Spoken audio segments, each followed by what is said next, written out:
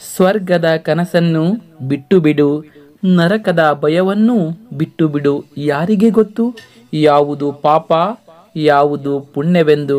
ಆದರೆ ಇಷ್ಟನ್ನೇ ನೆನಪಿಟ್ಟುಕೋ, ಯಾರ ಮನಸ್ಸನ್ನು ನೋಯಿಸಬೇಡ, ಸ್ವಾರ್ಥಕ್ಕಾಗಿ ಯಾರಿಗೂ ಕಣ್ಣೀರು ಹಾಕಿಸಬೇಡ.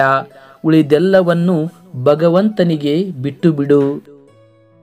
ಇಲ್ಲಿ ಸಂಬಂಧ ದೊಡ್ಡದಲ್ಲ, ಪದವಿ ಇದ್ದವನು ದೊಡ್ಡವನಲ್ಲ, ಹಣವಿದ್ದವನು ದೊಡ್ಡವನಲ್ಲ. ಯಾರು ಕಷ್ಟದ ಸಮಯದಲ್ಲಿ ಮನುಷ್ಯತ್ವ ದೊಡ್ಡದು ಎಂದು ಹೆಗಲಿಗೆ ಹೆಗಲು ಕೊಡುವವನೇ ನಿಜವಾದ ದೊಡ್ಡವನು.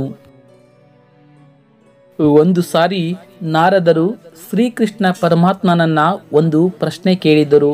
ಸ್ವಾಮಿ, ಮರಣಕ್ಕೂ ಮೋಕ್ಷಕ್ಕೂ ಏನು ವ್ಯತ್ಯಾಸ? ಆಗ ಶ್ರೀಕೃಷ್ಣ ಪರಮಾತ್ಮ ಹೇಳಿದ ಅದ್ಭುತವಾದ ನುಡಿ, ಆಸೆಗಳು ಉಳಿಸಿಕೊಂಡು ಉಸಿರು ನಿಂತರೆ ಮರಣ, ಉಸಿರು ಇದ್ದಾಗಲೂ ಆಸೆಗಳು ಇಲ್ಲವಾದರೆ ಅದುವೇ ಮೋಕ್ಷ.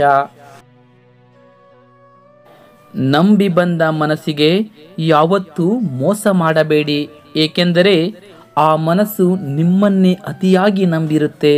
ಆ ಮನಸ್ಸನ್ನು ಕಳೆದುಕೊಳ್ಳಬೇಡಿ. ಅಂತಹ ಮನಸ್ಸು ಸಿಗುವುದು ಒಂದು ಬಾರಿ.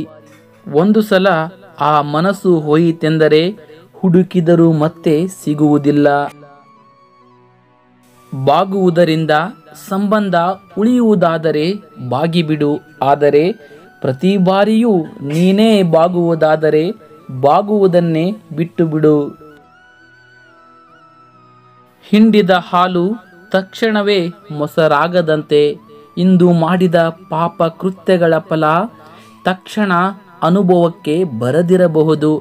ಅದು ಬೂದಿ ಮುಚ್ಚಿದ ಕೆಂಡದಂತೆ ಸಮಯವನ್ನ ನೋಡಿ ಸರಿಯಾಗಿ ಸುಡುತ್ತದೆ. ಸಹಾಯ ಮಾಡಿದವರನ್ನೇ ದೂರ ಮಾಡಿದರೆ ಆ ದೇವರು ಸಹ ದೂರವಾಗುವುದು ಸಹಜ. ಏಕೆಂದರೆ ದೇವರು ಯಾರ ರೂಪದಲ್ಲಾದರೂ ಬರುವುದು ನಿಜ. ಭಗವಂತ ನಿನ್ನ ಪ್ರಾರ್ಥನೆಗೆ ತಕ್ಷಣ ಪ್ರತಿಫಲ ಕೊಟ್ಟರೆ ನಿನ್ನ ವಿಶ್ವಾಸವನ್ನು ಇನ್ನೂ ಗಟ್ಟಿ ಮಾಡಿದ್ದಾರೆ ಎಂದರ್ಥ. ನಿನ್ನ ಪ್ರಾರ್ಥನೆಗೆ ತಕ್ಷಣ ಪ್ರತಿಫಲ ಸಿಗದಿದ್ದರೆ ನಿನ್ನನ್ನು ಪರೀಕ್ಷಿಸುತ್ತಿದ್ದಾನೆ ಎಂದರ್ಥ.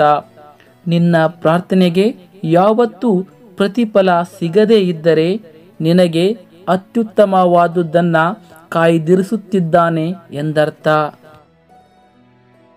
ಜೀವನದಲ್ಲಿ ಖುಷಿಯಾಗಿ ಇರಬೇಕೆಂದರೆ ಬಂದಂತೆ ಬದುಕಬೇಕು, ನುಡಿದಂತೆ ನಡೆಯಬೇಕು, ಗೆದ್ದರೆ ಭಾಗಬೇಕು.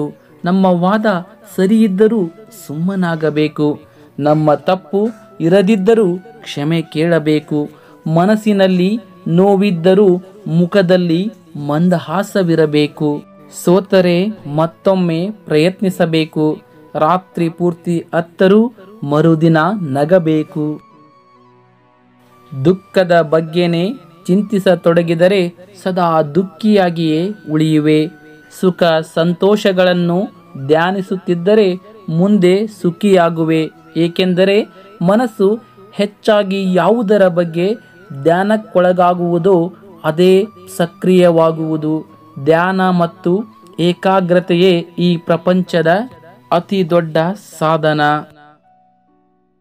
ಒಬ್ಬ ಶ್ರೀಮಂತ ದೇವರ ಬಳಿ ಹೋಗಿ ಕೇಳಿದನಂತೆ, ಹಣ ಕೊಡುವೆ, ನೆಮ್ಮದಿ ಕೊಡುವೆಯಾ ಎಂದು. ಅದಕ್ಕೆ ದೇವರು, ಅದು ನಿನ್ನೊಳಗೆ ಇದೆ, ಹುಡುಕು ಎಂದನಂತೆ. ನೆಮ್ಮದಿ ಬೇರೆ ಎಲ್ಲೂ ಇಲ್ಲ, ನಿಮ್ಮೊಳಗೆ ಇದೆ. ಜೀವನದಲ್ಲಿ ಅತಿ ಕಠಿಣ ಸಂದರ್ಭಗಳು ಎದುರಾದಾಗ ಮನಸ್ಸಿನ ಯಾವುದೋ ಮೂಲೆಯಲ್ಲಿ ಎಲ್ಲವೂ ಒಳ್ಳೆಯದಾಗುತ್ತದೆ ಎಂಬ ಧ್ವನಿ ಬರುತ್ತದೆ. ಆ ಧ್ವನಿಯ ಮೂಲ ಸ್ವಯಂ ಭಗವಂತನೇ ಆಗಿರುತ್ತಾನೆ. ನಮ್ಮದಲ್ಲದ ತಪ್ಪಿಗೆ ವಾದಿಸುವುದಾಗಲಿ ಸಮರ್ಥನೆ ಕೊಡುವುದರಿಂದಾಗಲಿ ಯಾವ ರೀತಿಯೂ ಪ್ರಯೋಜನ ಇಲ್ಲ. ಎಲ್ಲವನ್ನೂ ಸಮಯವೇ ತಿಳಿಸುತ್ತದೆ. ಆ ಸಮಯ ಬರುವವರೆಗೂ ನಾವು ತಾಳ್ಮೆಯಿಂದಿರಬೇಕಷ್ಟೇ. ಕೃತಜ್ಞತೆ ಇಲ್ಲದ ಮನುಷ್ಯರಿಗೆ ಸಹಾಯ ಮಾಡುವ ಬದಲು ಒಂದು ಗಿಡಕ್ಕೆ ನೀರು ಹಾಕಿ ಅದು ಜೀವನ ಪೂರ್ತಿ ನಿಮಗೆ ನೆರಳಾಗಿರುತ್ತದೆ. ಒಬ್ಬರ ಬಾಳಲ್ಲಿ ಬೆಳಕು ಆಗದಿದ್ದರೂ ಪರವಾಗಿಲ್ಲ, ಆದರೆ ಇನ್ನೊಬ್ಬರ ಬಾಳಲ್ಲಿ ಕತ್ತಲನ್ನು ಮಾತ್ರ ಮಾಡಬೇಡಿ. 1000 ಗೋವುಗಳ ಗುಂಪು ಒಂದೇ ಕಡೆ ಇದ್ದರೂ ಕರು ಖಚಿತವಾಗಿ ತನ್ನ ತಾಯಿಯನ್ನ ಹೇಗೆ ಹುಡುಕಿಕೊಂಡು ಹೋಗುತ್ತದೆಯೋ ಹಾಗೆಯೇ ನಾವು ಮಾಡುವ ಒಳ್ಳೆಯದು ಕೆಟ್ಟದ್ದು, ಪಾಪ ಪುಣ್ಯ, ಕರ್ಮ ಫಲಗಳು ಕೂಡ ನಮ್ಮನ್ನೇ ಹುಡುಕಿಕೊಂಡು ಬರುತ್ತವೆ. ಒಂದು ಮಾತನ್ನು ಯಾವಾಗಲೂ ನೆನಪಿನಲ್ಲಿ ಇಟ್ಟುಕೊಳ್ಳಿ, ಈ ಮುಖ, ಈ ಸೌಂದರ್ಯ, ಈ ದೇಹ ಎಲ್ಲವೂ ನಾವು ಸಾಲದಲ್ಲಿ ಪಡೆದಿದ್ದೇವೆ. ಸಮಯ ಬಂದಾಗ ಇವುಗಳ ಮಾಲೀಕನಿಗೆ ನಾವು ಎಲ್ಲವನ್ನು ಹಿಂದಿರುಗಿಸಬೇಕು. ನಮ್ಮ ಬದುಕೆ ಒಂದು ಹೋರಾಟ. ಈ ಹೋರಾಟದಲ್ಲಿ ನಾವು ಮಾಡುವ ಕಾರ್ಯವನ್ನು ನಾವು ಪ್ರಾಮಾಣಿಕವಾಗಿ ಮಾಡಬೇಕು. ಏನು ಆಗಬೇಕೋ ಅದು ಆಗೇ ತೀರುತ್ತದೆ. ಅದನ್ನು ತಡೆಯಲು ನಮ್ಮಿಂದ ಸಾಧ್ಯವಿಲ್ಲ.